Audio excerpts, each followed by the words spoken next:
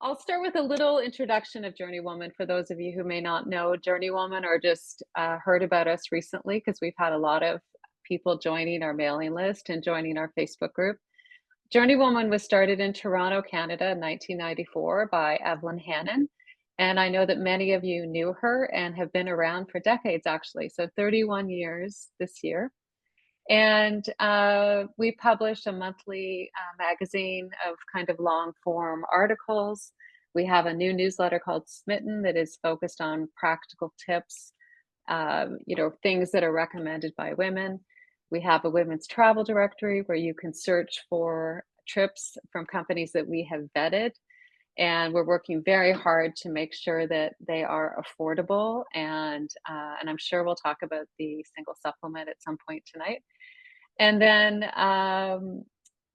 we have a women's speakers bureau where we're trying to help women become more visible at conferences and events and webinars like this. And we have awards for women over 50. So a lot of what I've been doing over the last few years has been advocating for older women in travel. And there are lots of things on our website about this. There's Invisible No More, which is a new report we published a few months ago. We have a book called Never Too Late, which is about inspiring women over 50 that are embracing travel at any age.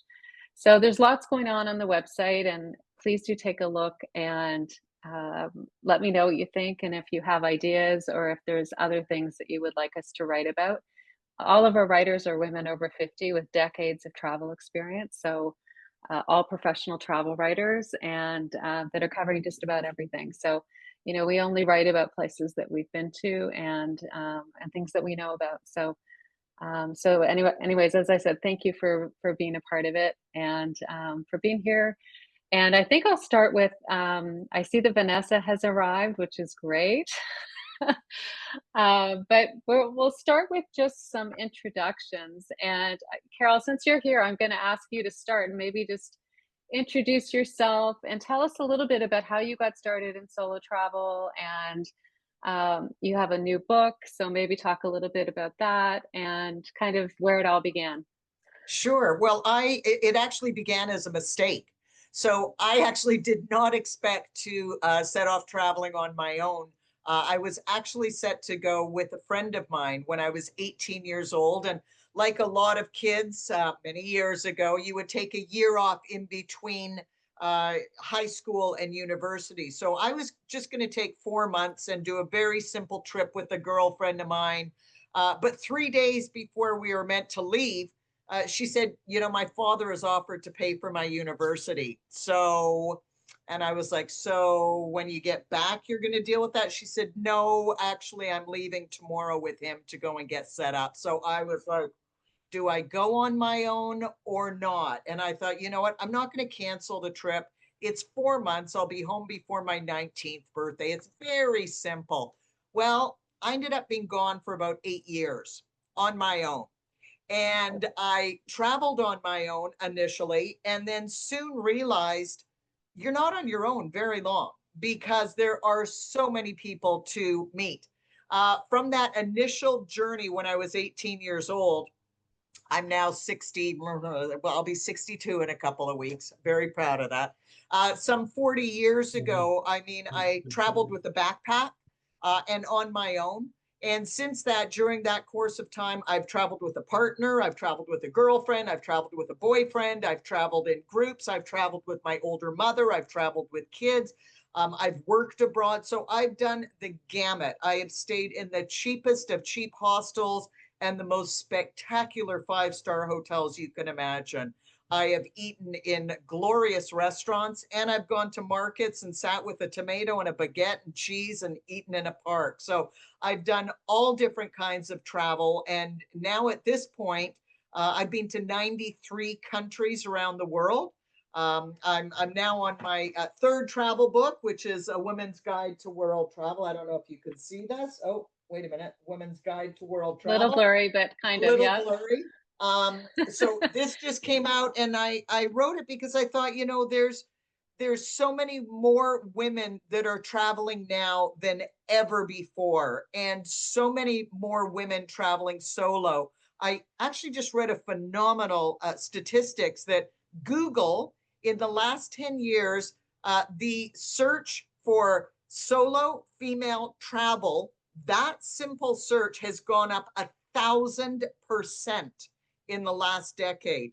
So that means there are a tremendous amount of women traveling. And I love traveling with a friend. I love traveling with a family member. I love traveling with my kids, but traveling on my own, that's my sweet spot. So Yeah, don't be great. afraid. Get out there and do it. The world is waiting for you.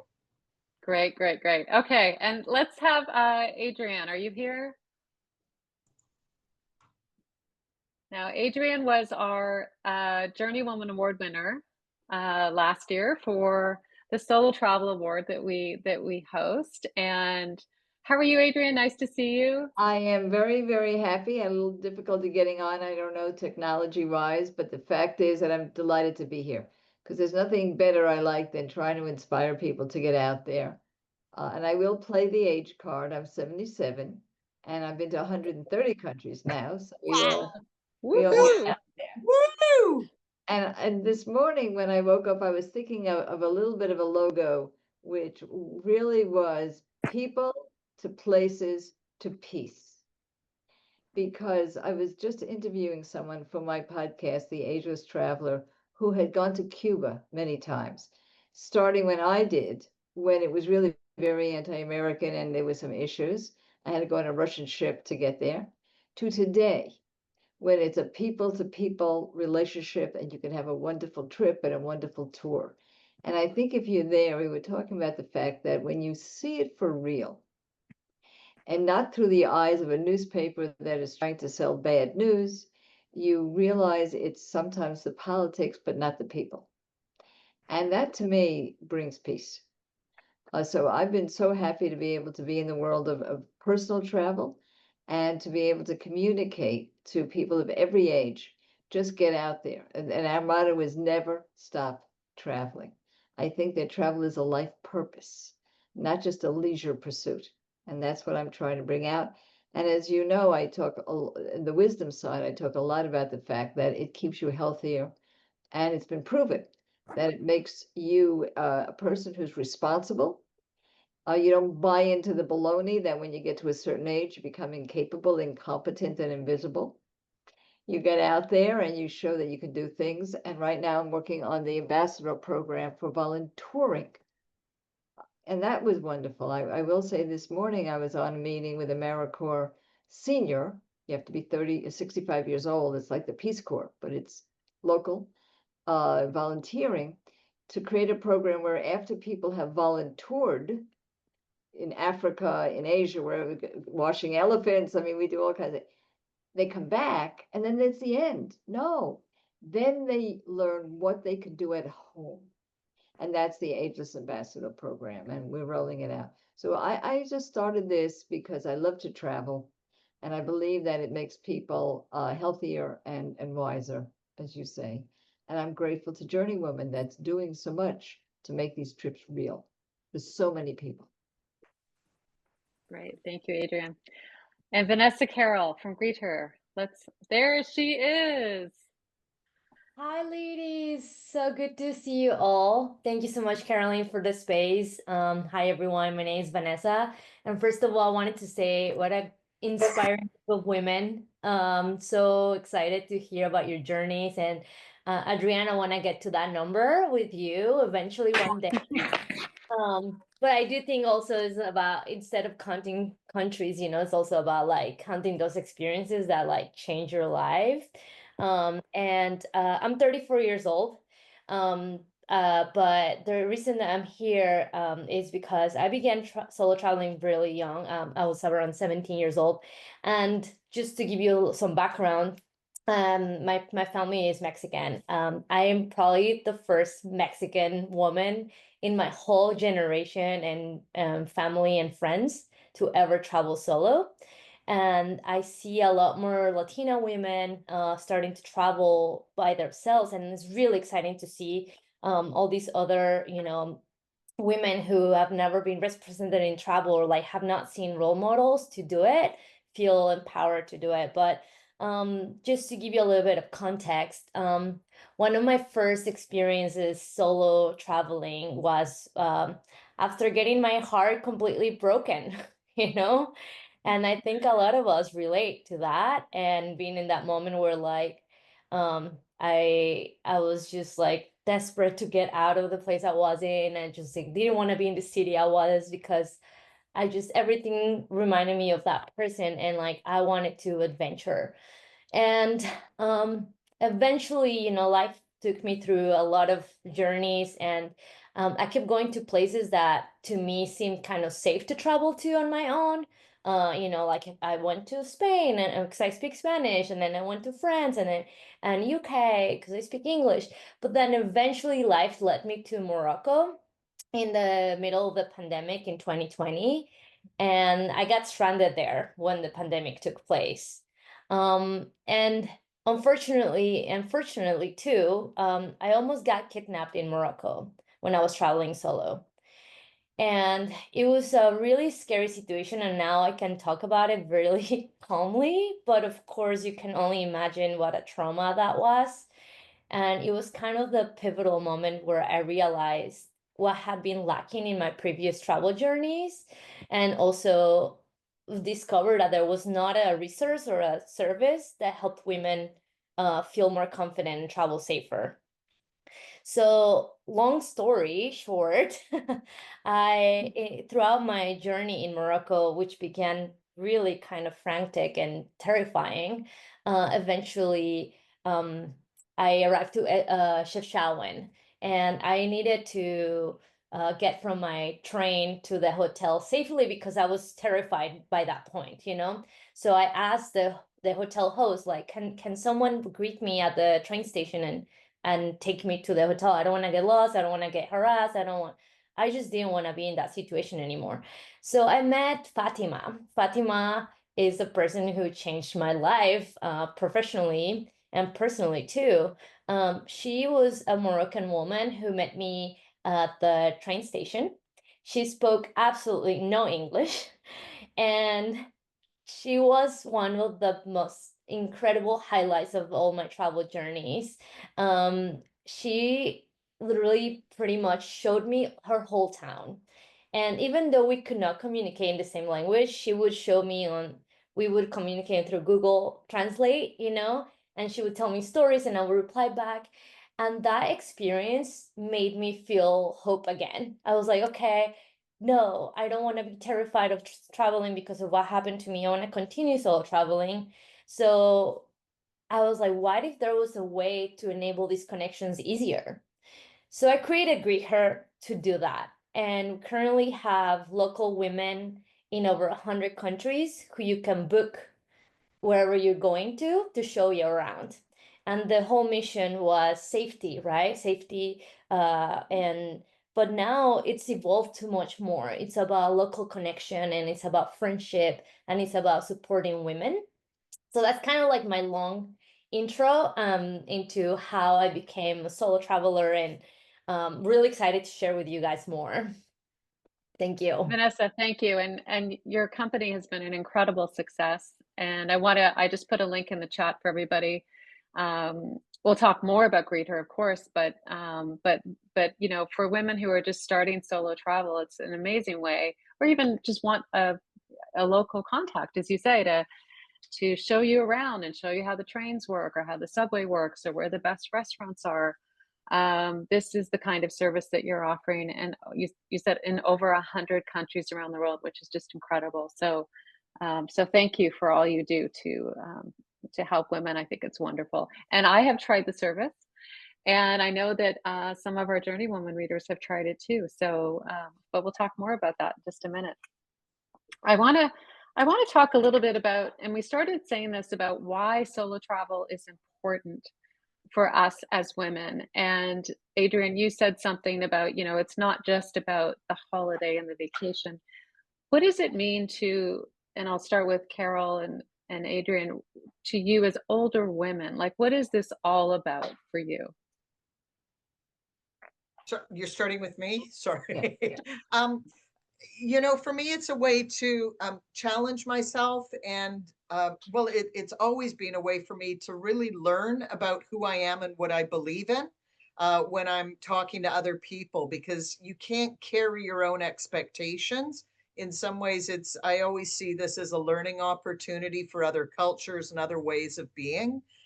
And so for me, it's always been a way to connect with other people and learn new ways of thinking, learn new ways of being, and perhaps exploring what my thoughts are and what my feelings are, what my opinions are, challenging my own stereotypes. I mean, as we know, travel is fatal to bigotry and, prejudice, because you're exposed to so many different things.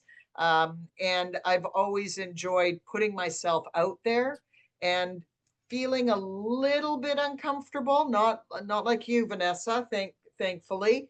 I really think challenging yourself and your perceptions of the world, and learning new ways of trying things and doing things and being things and seeing things. It's been the greatest gift I've had, is really learning about other cultures without my own lens tainting what I'm seeing.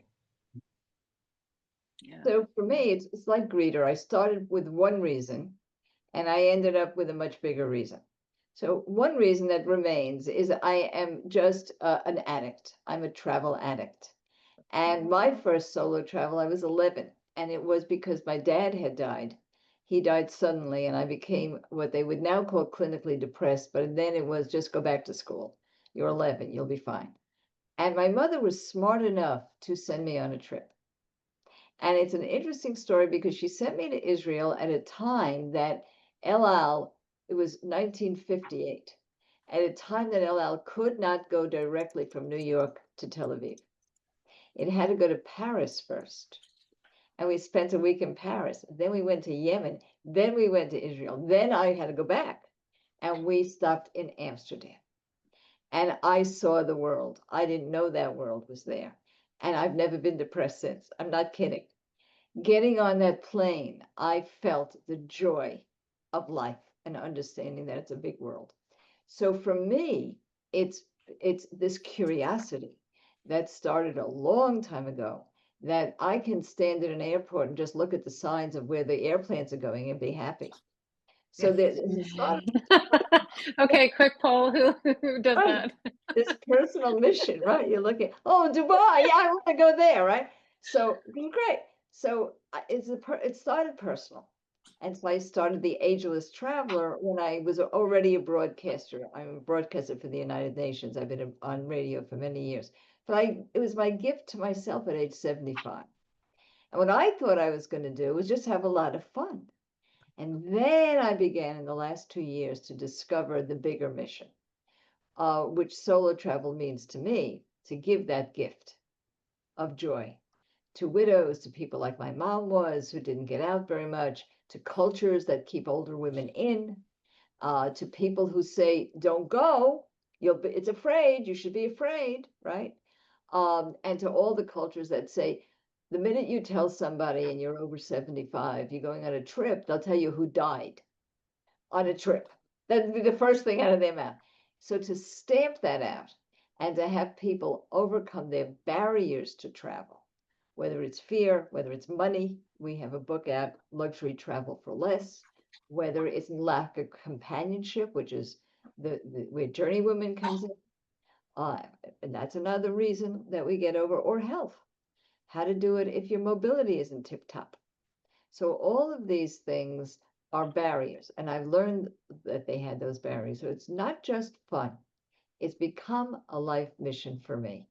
And the more I hear people say, I didn't think I was going to go, but I went because you inspired me to do it, that's a lot of juice. I like that even better than watching the screen at the airport, but I like that too.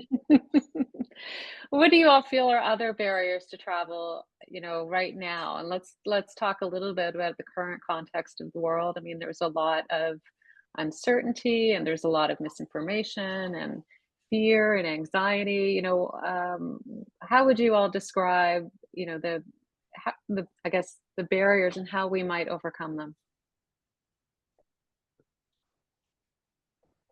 You're talking about the And politics that reign today, and people are just concerned with safety, personal safety out there. Yeah. Well, whatever yeah, I think that's definitely an issue, isn't it? Yeah, well, let's just start with insurance. Very Mm, serious. One of the things that sometimes you do need to do is cancel a trip these days. It does happen. So on that point of view, we do, remember, I deal with the older adult. And believe it or not, the older adult trip cancellation insurance and is very expensive. So we have works around there. So the first level is make sure that you can cancel your trip if you have to. That's a very practical answer to your question. The second part of it is you really do have to listen to the experiences of other people. That's why I do like to have on the Ageless Traveler people who have just come back from the Middle mhm. East, have just come back from Cuba, have just come back from, by the way, I had somebody in Mexico because I'm very Mexico ecstatic. And Yeah. yet there are people who are concerned about Mexico. And so some of this is a matter of hearing the experiences of other people and saying it over and over again. And I think the third way is to go in a group. If you're really concerned, you go in the group, and that teaches you how to do it more on your own. So those are the more political fears. On the yeah, private fears, I say just go to a restaurant by yourself every once in a while and see local solo experiences. yeah. I love those suggestions because that's a very big reality. So I'll just be open and honest here. I'm gay and I'm Jewish and I'm a woman. So I've got 3 tags against me in a lot of places.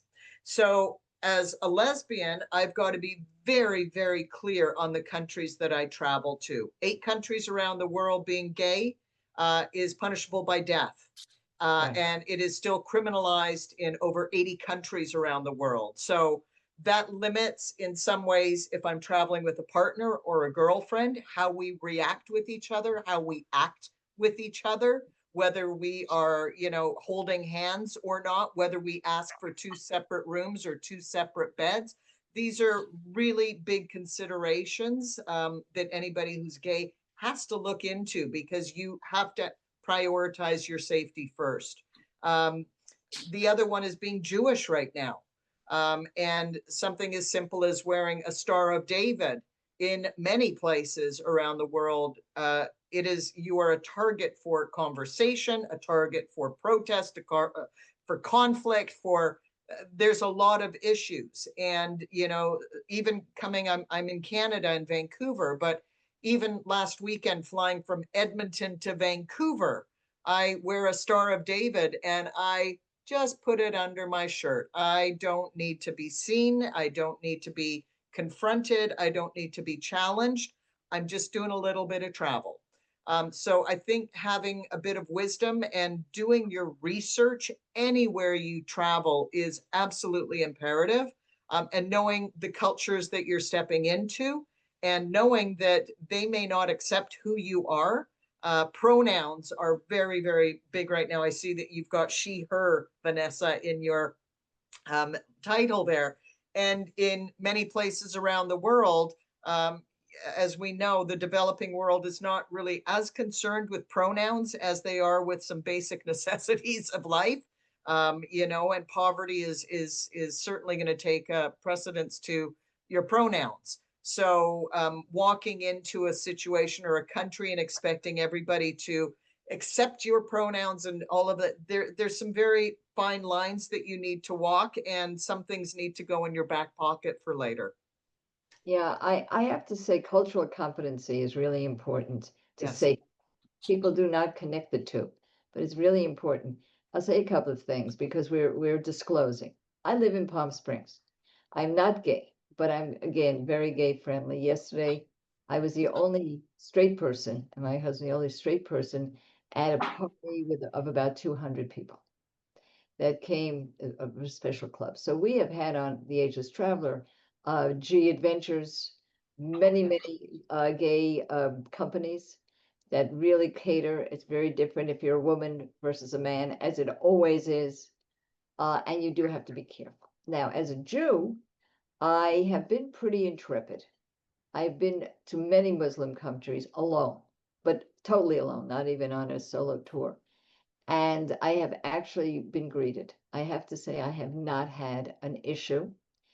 But I do remember being in Malaysia and with a journalist, and he said, "Oh, his biggest business is in Israel." I said, "How is that possible? Malaysia doesn't even recognize Israel as a country." And he said these words. He said, "That's the politicians, not the people. We deal as business people all the time."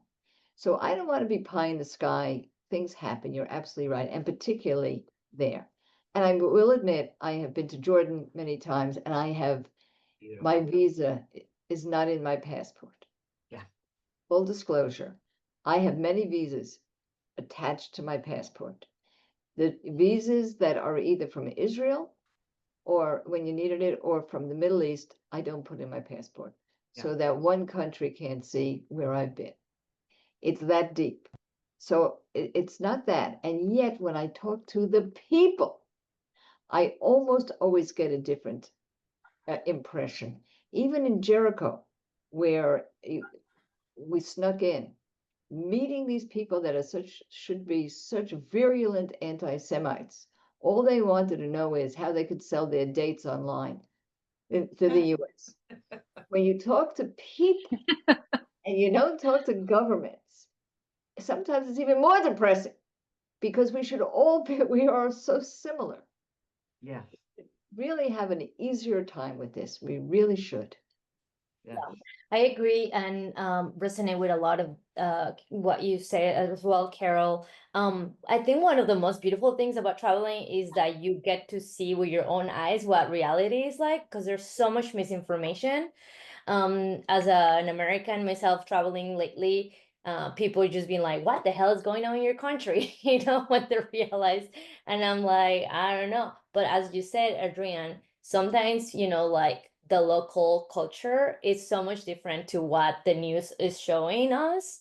And so for us, like when we are getting asked, like, is it safe for me? We have like been really, I guess, like progressive in a way that we want to support everybody who identifies as women, right? And so that with that we have received a lot of backlash too, but we want to be there as a resource for them, and like we know that challenges begin like before they even arrive to the location, like they begin at the airport, so there's a lot of things that depending on who you are, unfortunately you have to make adjustments.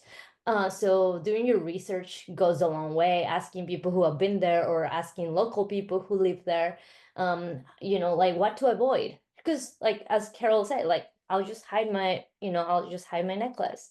Why put myself in a situation that just like I can avoid easily with that action, right? So I think it's smart, and I think that is wise to do that and do your own diligence on the place you're traveling to. But don't be scared. I mean, honestly, like most people have good intentions, and I mean, and there is so many possibilities.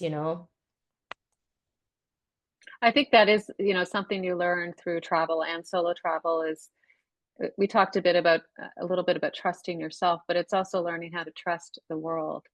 And that has been my experience too, is that uh, I've always, I don't know, I think it teaches you not just confidence, but the world is a good place. And we have to go out there and find out for ourselves. We cannot believe these headlines. As one of you said, they are serving a different purpose, which is to get clicks and sell newspapers and ads.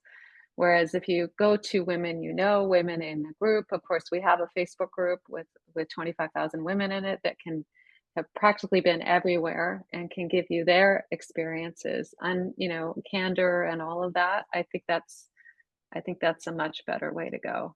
It's too bad we're still talking about women's safety, though.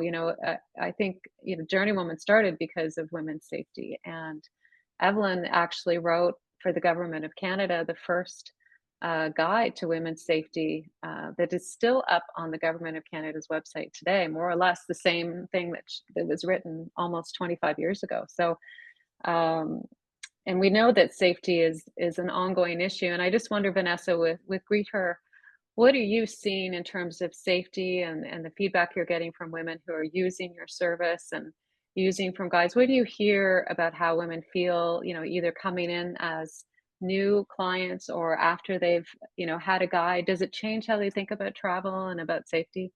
I initially when I started Greether, I was thinking like it's gonna be for very experienced travelers, but now we also get women who are traveling solo for the first time and they realize that they can do it themselves too. So I see this as a peace of mind because before you get to the place, you get connected to the local woman. So you're able to ask her all the questions that you usually get, especially if you never traveled solo before, right? And this is the right forum for that. So you've never traveled solo, you like sometimes even wonder like when I arrive, will people speak English? Will I be able to take the train to the hotel, or is Uber available there? So all those little things that yes, you could potentially find them on Google or like AI now, but there is nothing like having someone who actually lives there who knows like, oh, the train system's on strike again in London, like do something else or like plan to stay at the airport hotel there because the trains are on strike. All those little nuances that come in place when you're traveling. So when I see travelers using Greether, I see two things happening. One is someone just wants to get an introduction of the city sometimes, or secondly, someone just really wants to connect with the local women, or use it as a companionship, right? Because you personalize it as much as you want.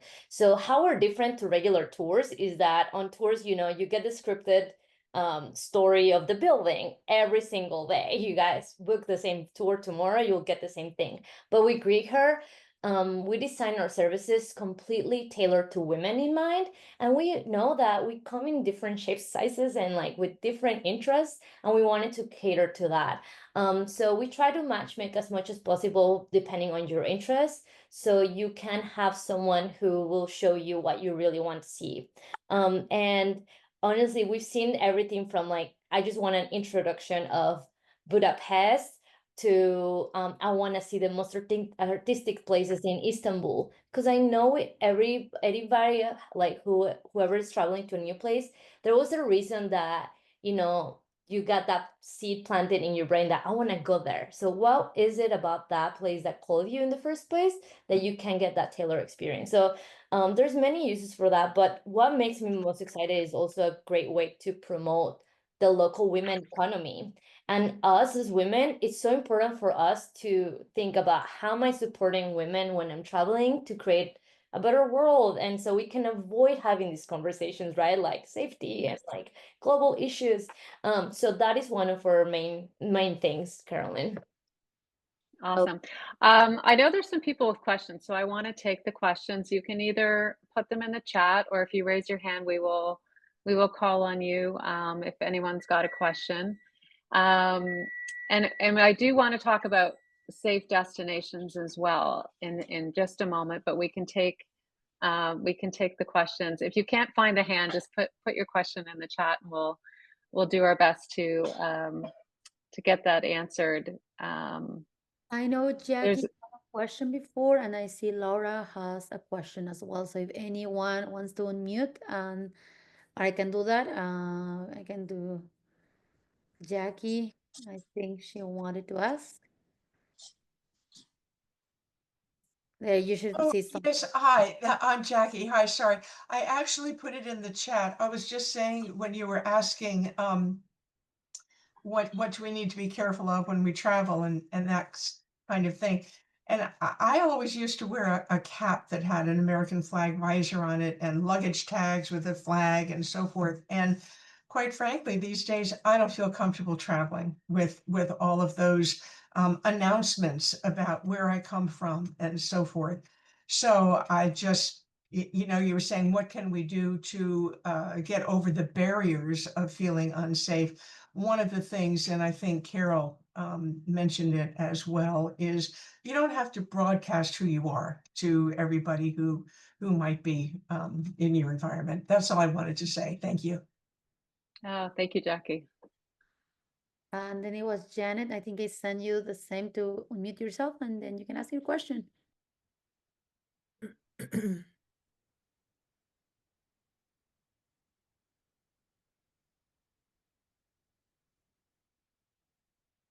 Nope. Is she there? And Jane, and Jen. Who was that? Was that, who did you say?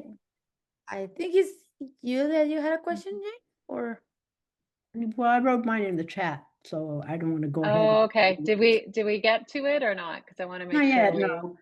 Should I It just go was ahead? Jane. Jane Thank you wanted to ask. all. Very inspiring that you're all here. I'm interested in finding out whether it's possible to connect with women-led, community-based organizations that are trying to make social change. Oh, so I'm part of the United Nations effort on exactly that. The International Federation on Aging, which happens to be in Toronto. And I'm one of the representatives from there to the United Nations. And also, where are you located? Because there's an NGO committee on In that Detroit, Michigan. in Detroit, Michigan. I just came back from Detroit. I was over at Cranbrook. Have you been to Cranbrook? I just have to say it's a great place to go. It's in Bloomfield Hills. And my son just got his MBA from University of Michigan. He's 40, but we'll let that pass. But anyway, Detroit is great, and it's a great place to go for tourism. And it has an NGO exactly for what you're talking about.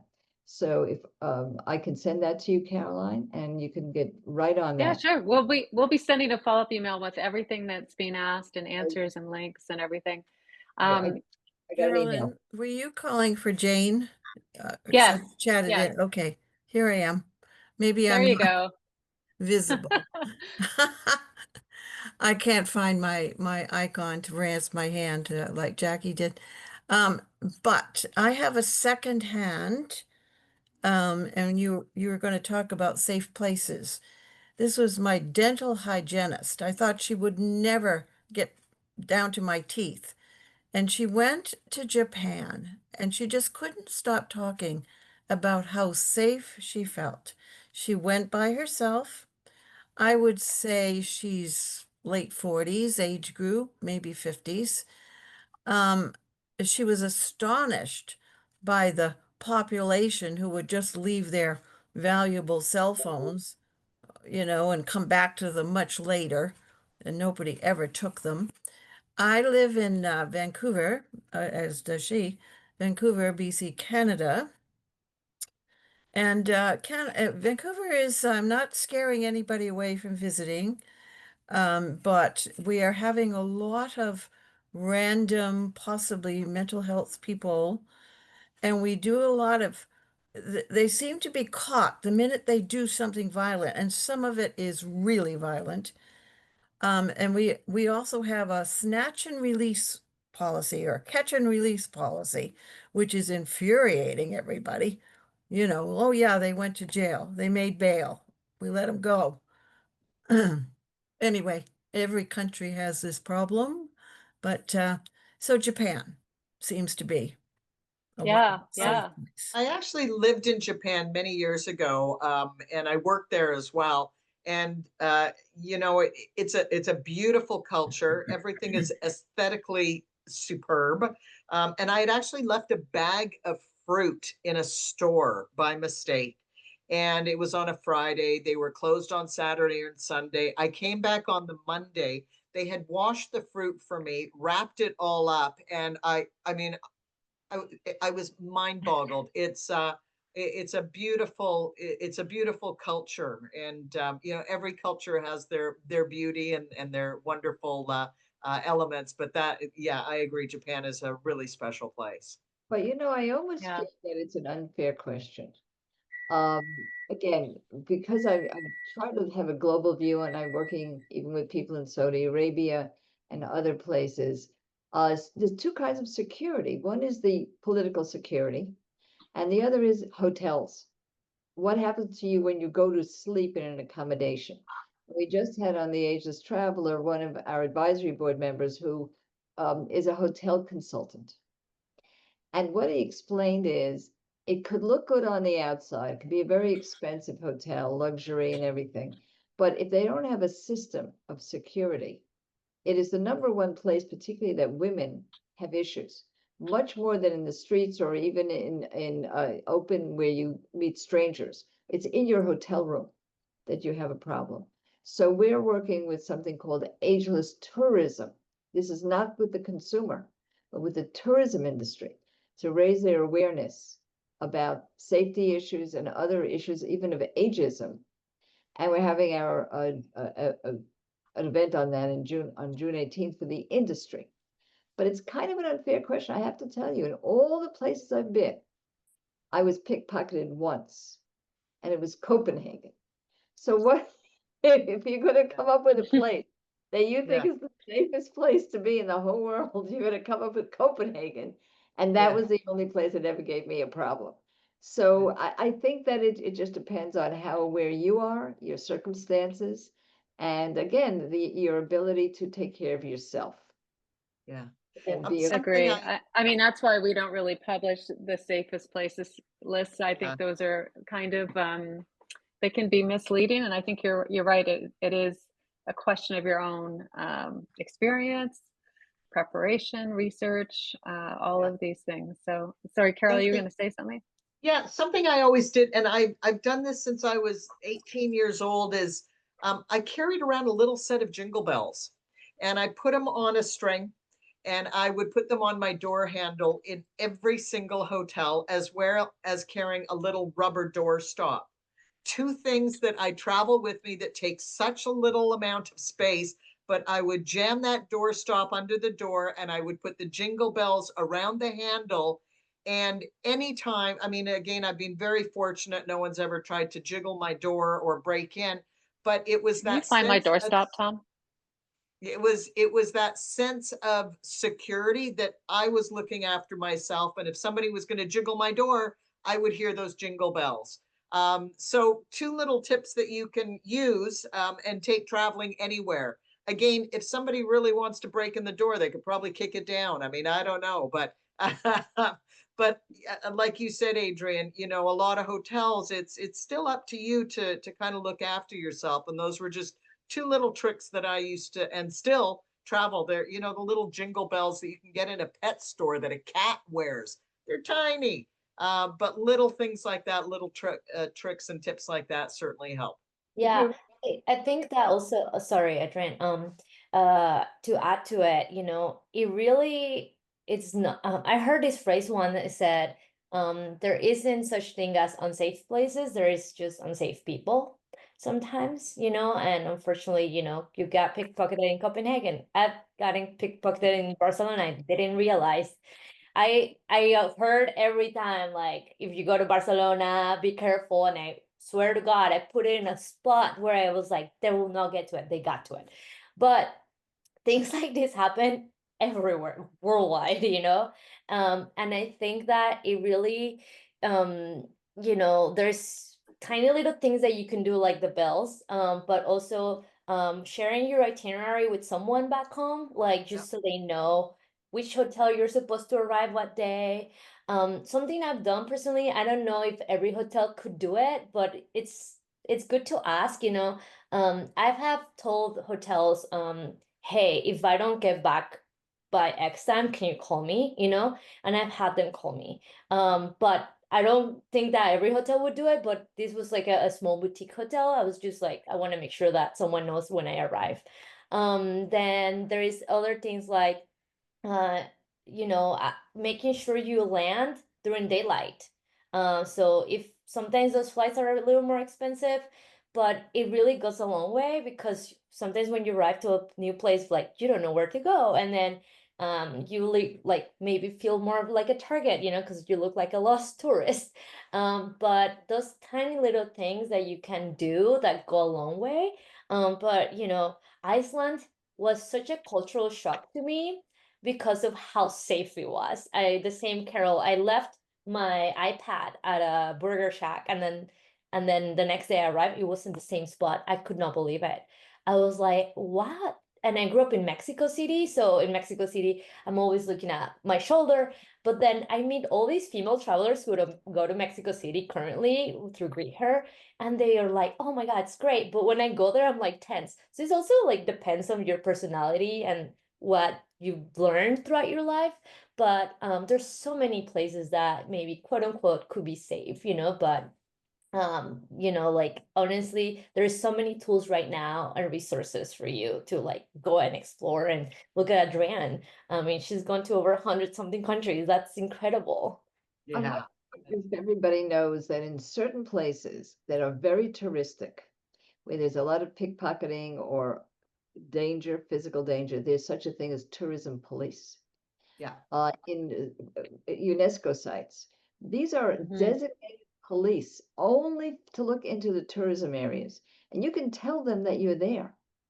You can do that with security guards in hotels. So if you're really concerned because you're going to someplace very exotic, like you're right, I went to Greenland, and believe me, nobody's taking anything in Greenland.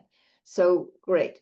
But if you want to go to places like, the Medina in, let's say, Marrakesh, or you go to places of that nature, the Gaza, and I've done it alone, you can tell the police, but they are specifically tourism police, and they're multilingual.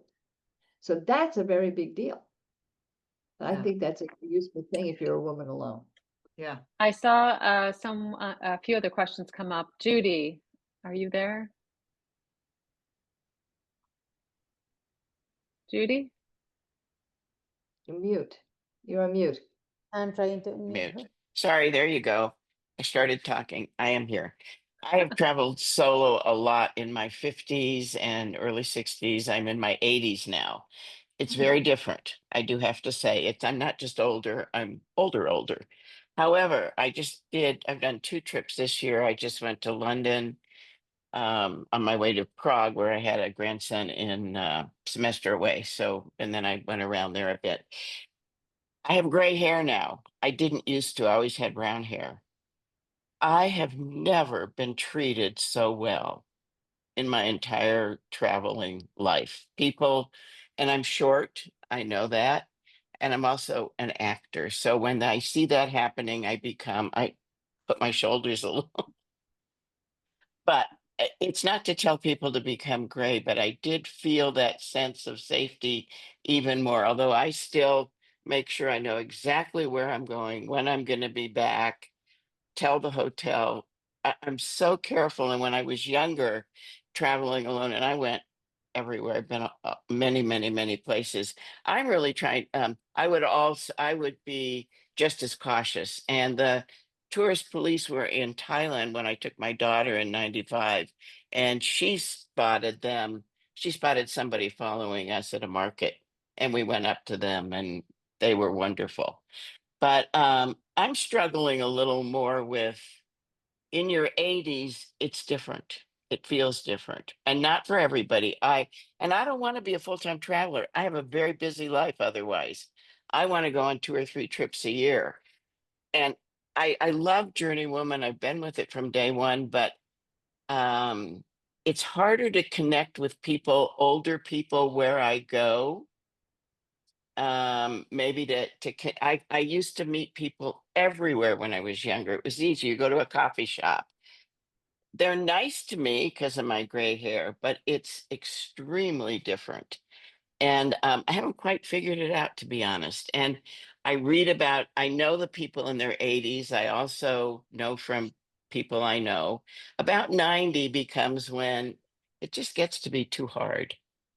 Well, It's too complicated. It's very, not for everybody. There will always be, it's like a curve. There'll always be outliers who will never go anywhere and those who will always. But on a normal curve, you're going to find the numbers decreasing for health reasons, for this, for whatever, or fear, or just the confusion of going to an airport and having to change planes. I have friends who just can't do that anymore. So I don't really know if you go certain places, I haven't figured out how to connect with people more my age, to be honest. so That's really why I keep coming back to JourneyWoman. I keep hoping to hear something. I'm you will. done. You can go on. know, this is my whole life. This is now has become my mission. In 3 years, I'll be 80. And I would like in those 3 years when I hit that 80, that answer has been, that question has been answered. So you That's why, agree there's a question? oh, there's no doubt. Look, Okay, the way to get old gracefully is to accept the fact that you're older. right. Fighting it is a waste of energy. So there's no doubt that some of what I consider successful aging is that you accept the fact that you're aging. Right. What we try to do, we have a book out for caregivers who have to take their care recipients with them, called the Caregiver's Okay. Guide to Travel. That's an issue. One for companions, where your companion is there, or a husband or a wife, but they have some mild dementia. That's another issue that's real. And all that. Your Right. mobility does go down. And as I say everywhere, I'm very active. I could do anything you can do, but I can only do it slower. And so Well, I wanted yeah, but okay, I do understand. What I'm saying though is I'm fine physically right now. I can do it all on my own. But how do I connect? I'm not taking someone with me because a lot of my friends, they don't want to do it anymore. I'm going to tell you the only way I know, and then I'll get off the stage. Okay. The fact is that the industry does not recognize the 75 plus traveler. There We you go. just first report on that traveler, 1.6 trillion trips we're going to be taking, and we're the Mhm. fastest growing demographic. So if the industry, which is what we're trying to do, starts to market to us, more of us will go. And you will see a lot of gray hairs. The reason you don't see them is no encouragement for our age group to go I and know. travel. I We're know. supposed to say, well, that was fine. We've been retired for 10 years. Now we can go off the stage. The fact is, as somebody once said, who was a governor, nobody has the decency to die anymore. So we're still here in our 80s, and as you say, in our early 90s.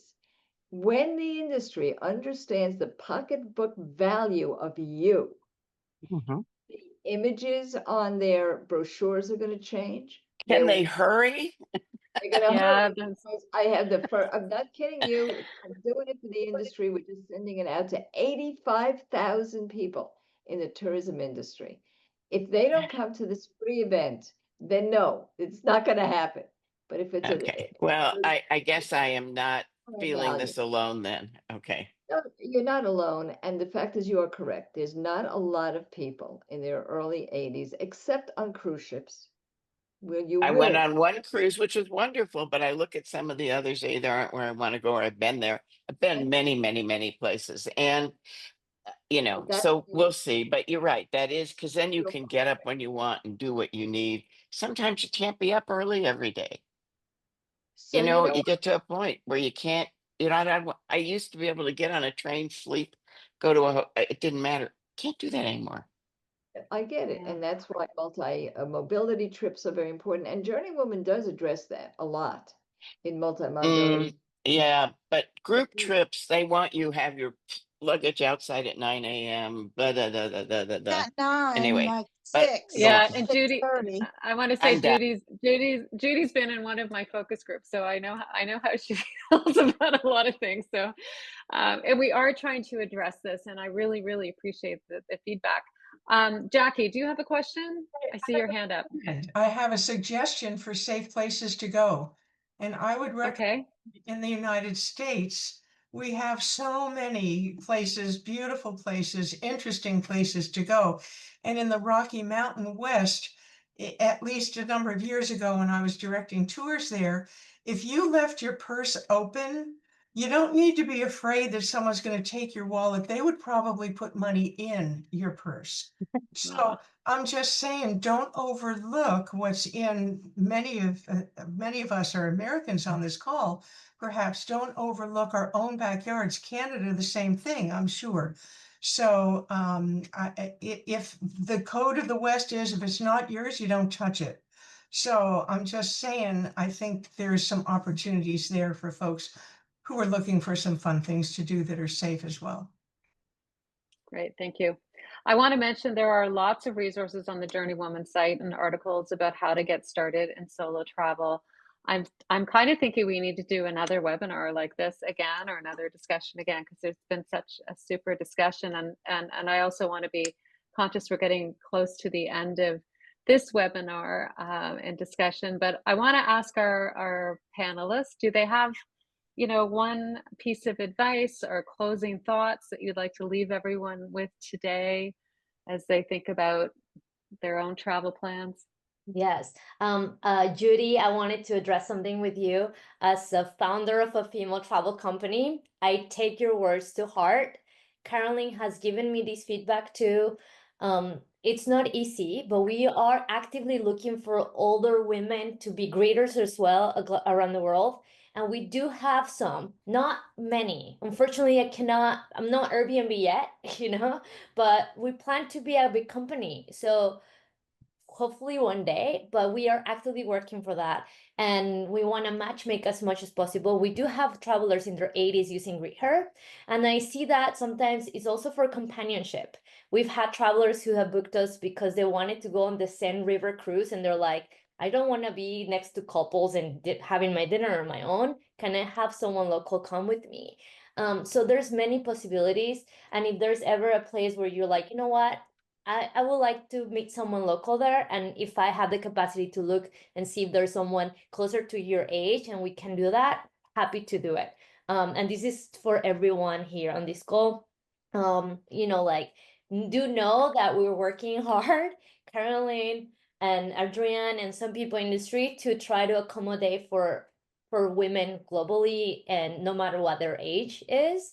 I see you, and I'm on panels working with Expedia, I'm working with tourism boards.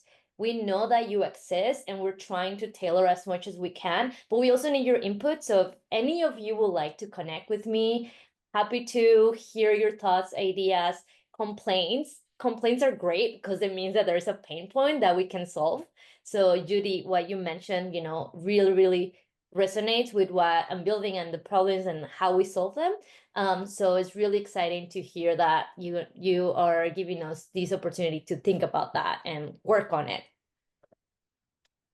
Yeah. So for anyone on this call, you can go to the Greether website. You can find a guide, and we have a discount code as well. JourneyWoman is our discount code for 15% off if you want to try out Greether, which I strongly encourage you to do. You can also apply to be a Greether.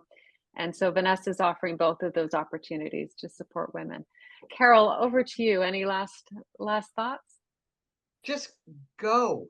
Don't hesitate. The world is waiting for you, and there's too much to see, too much to learn, too much to contribute, too much to come home with, and it will change your life. Travel changes you, and it changes your perspective on the world, and how you see the world will change dramatically. So don't be afraid. The biggest fear you've got is yourself. And I say go out and explore the world and start exploring yourself within it, because there is nothing like 130 countries, Adrienne. I will get there one day. My goal is 100. I think now it's 130. I don't know. But go and explore, because each place has got its own magic to offer, and every place and every person you meet, you'll gain something from. And for me, of Lovely. course, I invite everybody to go, and if you're a podcast aficionado, we're on Apple and Spotify. If you've never been on a podcast, our agelesstraveler.com teaches you how to listen to a podcast. And it's not just a podcast that you can listen to, but we're on YouTube as well. And of course, we have a newsletter weekly and an Ask Adrienne live session for people who have questions. So all of this is free. We never charge anything. The idea is to never stop traveling. Now, for those of you who are maybe listening to this and are not on this group, what I really wanted to tell you is, if you see something, say something. If something in your experience is ageist, if you're not being treated the way you should because you're a woman, or a woman of a certain age, or in the LGBTQA community, or for any other reason, TripAdvisor is your power tool.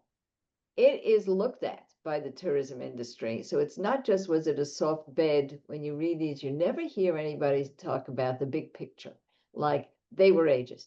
Be aware and say something online. You will be heard. So, and never stop traveling. Yeah. My other plug here is my book, Woman's Guide to World Travel.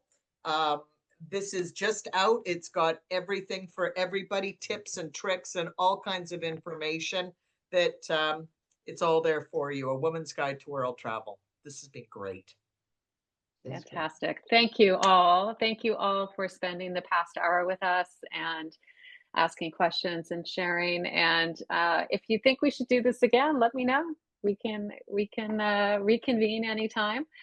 We have 2 more webinars coming up on JourneyWoman in the next couple of weeks. I just want to let you know. One is about national parks, which is next Wednesday. And we're going to be looking at different national parks around the world with Jennifer Bain, who is one of our writers.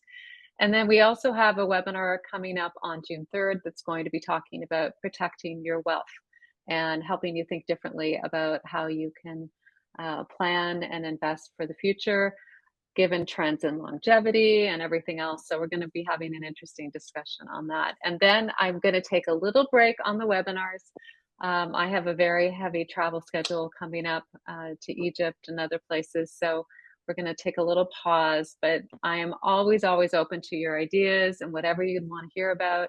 And thank you to these amazing women who joined us today and shared very openly and candidly some of your own challenges and barriers and how you've overcome it. And I really appreciate that, because if we can't talk like this among ourselves, I don't know, I don't know what else matters. So thank you. Thank you all for being here today.